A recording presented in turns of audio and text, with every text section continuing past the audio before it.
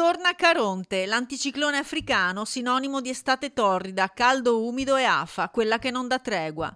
Dal fine settimana, in particolare tra sabato e domenica, le massime si spingeranno oltre i 35 gradi in tutta Italia, con locali picchi domenica sino a 36-38, proprio nell'area padana, con Rovigo che sarà sempre la città più calda del Veneto. Le minime faticheranno a scendere sotto i 24-25 gradi, almeno fino a dopo Ferragosto. Seguire i consigli degli esperti resta fondamentale.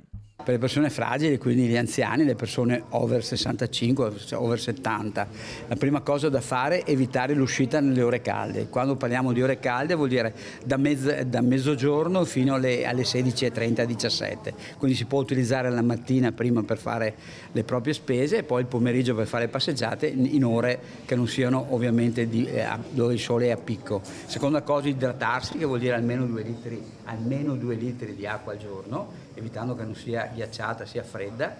Tenere sempre un cappellino in testa per evitare i colpi di sole quando si passeggia, utilizzare l'aria condizionata senza esagerare e soprattutto rivolgersi al curante se si ravvisano problemi respiratori più gravi.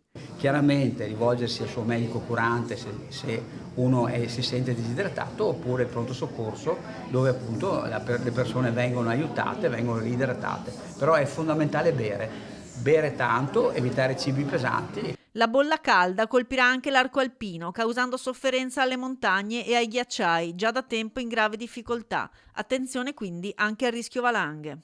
Rialzata l'allerta anche nei pronto soccorso degli ospedali regionali. Se in questi giorni gli accessi sono calati, con Treviso che si attesta sui 200 giornalieri, il caldo potrebbe far impennare i numeri, ma sono anche le forme virali a destare preoccupazione. E il caldo potrebbe farli aumentare, ecco perché è importante prevenirlo, perché sicuramente il caldo può essere una minaccia e quindi persone che arrivano in pronto soccorso disidratate.